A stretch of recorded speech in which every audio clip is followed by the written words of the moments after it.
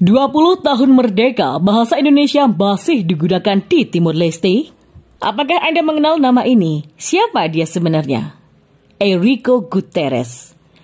Pada pertengahan Desember tahun lalu, tepatnya 15 Desember 2020, Enrique Guterres termasuk salah satu dari 11.485 mantan milisi Timur Timur yang berjuang dan pro kepada Indonesia dan mendapatkan penghargaan dari Prabowo Subianto.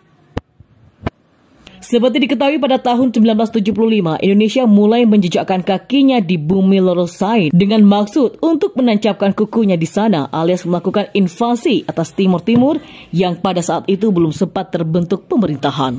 Fretilin menyatakan deklarasi pada 28 November 75 dari Portugis, sedangkan Indonesia menjejakkan kaki 9 hari kemudian. Banyak penduduk Timur Timur yang tewas disebabkan peperangan, ditambah lagi kemiskinan dan penyakit, maka pada tanggal 30 Agustus 1999, PBB mensponsori suatu referendum untuk menentukan nasib Timur Timur sendiri. Hasilnya ternyata hampir 80% rakyat Timur Timur memilih untuk merdeka dari Indonesia.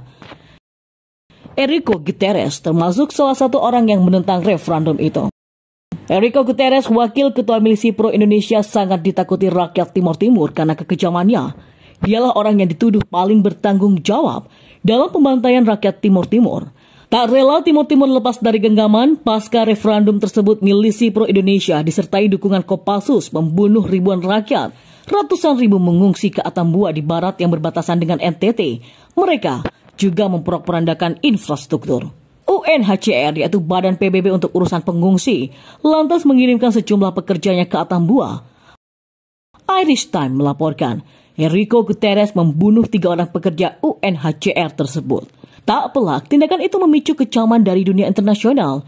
Enrique Guterres harus ditangkap dan diadili dengan hukum internasional. Selain melakukan pembunuhan kepada pekerja UNHCR, Guterres juga merusak dan membakar kantor UNHCR di Atambua. Pada bulan April di tahun 1999 terjadi penyerangan terhadap rumah seorang pahlawan kemerdekaan Timur Timur yaitu Manuel Carrascalau dan serta-merta mengakibatkan terbunuhnya ratusan orang. Guterres pun dituduh terlibat dalam peristiwa itu. Enrique Guterres menjadi buruan internasional lantas berhasil ditahan, namun kini Guterres sudah melewati masa hukumannya itu. Dalam penghargaan yang diserahkan secara simbolis kepada yang disebutkan di atas, Menteri Pertahanan Prabowo Subianto mengatakan penghargaan ini diberikan kepada mereka yang sudah mengabdi demi bangsa dan negara. Penghargaan ini dilakukan di Gedung Kementerian Pertahanan di Jakarta sebagai bentuk apresiasi kepada mereka yang menegakkan serta mempertahankan NKRI. Timur Timur sendiri resmi menjadi sebuah negara pada tanggal 20 Mei 2002. Namanya lantas berubah menjadi Timur Leste, yaitu yang diambil dari bahasa Portugis. Mimpi mereka menjadi sebuah negara dalam perjalanannya sebagian telah terwujud. Pada saat itulah Indonesia menjadi pimpinan Perhimpunan Bangsa-Bangsa Asia Tenggara ini. Mereka yang pro-Indonesia itu pun memutuskan untuk berdomisili di Indonesia pasca segala sesuatunya selesai. Prabowo Subianto sendiri digadang-gadang sebagai sosok yang punya rekam jejak di Timur Timur. Prabowo tergabung dalam tim operasi Seroja yang menganeksasi Timur Timur di tahun 75. 24 tahun diduduki Indonesia, setidaknya bahasa Indonesia berpengaruh di bumi Lorosai. Sampai saat ini pun ada 4 bahasa yang digunakan di Timur Leste, yaitu bahasa Portugis, bahasa Inggris, bahasa Tetun atau bahasa lokal setempat, dan juga bahasa Indonesia. Bahasa Portugis dipergunakan untuk pemerintahan, bahasa Tetun untuk percakapan sehari-hari, sedangkan bahasa Indonesia digunakan untuk pergaulan. Rekam jejak bahasa Indonesia tertancap di bumi Lorosai tentunya dapat dimengerti setelah diklaim sebagai Provinsi Indonesia yang ke-27 kala itu. Bahasa Indonesia diajarkan di sekolah-sekolah di sana. Setelah Timur Timur merdeka, bahasa Indonesia belumlah pudar. Selain sebagai bahasa pergaulan, bahasa Indonesia juga masih kental lantaran mereka sering mendengarkan siaran-siaran televisi Indonesia di sana yang ditangkap lewat TV berbayar. Konon, warga Timur Leste juga lebih menyukai sinetron-sinetron dan film berbahasa Indonesia ketimbang Portugis. Selain itu, mereka juga mendengarkan lagu-lagu dan berita-berita dari stasiun televisi Indonesia. Sebenarnya, Timur Timur sangat dimanjakan oleh Presiden RI kedua Soeharto. Banyak infrastruktur dibangun, seperti jalan, sekolah, bandara, dan juga patung Kristus Raja atau Kristus Rey. Cristo Rey ini merupakan patung kedua tertinggi di dunia, yaitu setinggi 27 meter yang melambangkan jika Timor Timur adalah NKRI ke-27. Sementara pemenang Nobel Perdamaian Pastor Ximenes Belo menyatakan sebenarnya rakyat Timor Leste sangat sulit untuk melupakan jasa-jasa Soeharto. Sayang, bumi Lorosai lepas dari genggaman. Timor Leste, negara yang telah merdeka dari Indonesia, namun kondisi ekonominya masih dalam kondisi mengkhawatirkan.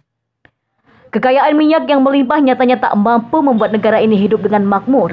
Sementara itu, petinggi politik Timor Leste Sanana Gusmao berkeyakinan bahwa negara ini akan hidup makmur jika melakukan pembangunan skala besar, yaitu dengan mengembangkan ladang minyak dan pembangunan infrastruktur besar-besaran lewat proyek Tasimane.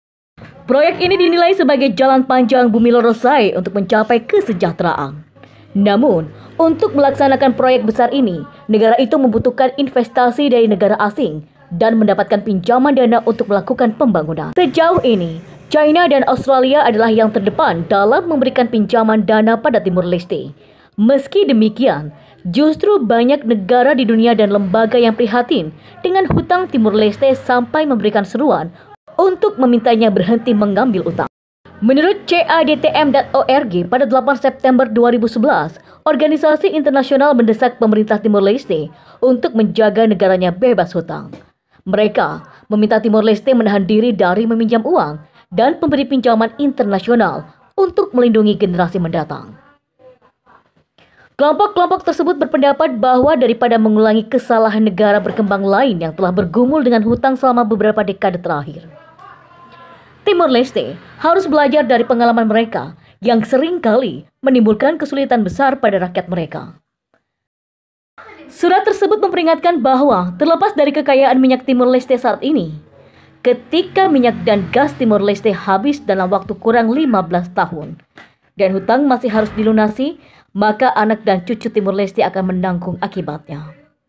Surat tersebut diprakarsai oleh Movimento Contra Dev atau Gerakan Melawan Hutang, difasilitasi oleh Lau Hamuto, Timor Leste dan Timor Leste, dan Jaringan Aksi Indonesia atau ETAN yang berbasis di Amerika Serikat. Pernyataan tersebut didukung oleh 117 organisasi yang berbasis di 28 negara, jaringan internasional dengan pengalaman panjang dalam menentang hutang yang membebani negara berkembang termasuk di antara para penandatanganan. Mereka di antaranya East Global, Jubilee South Asia Pacific Movement on Debt and Development, Third World Network, dan CADTM International atau Committee for the Cancellation of Third World Hutang.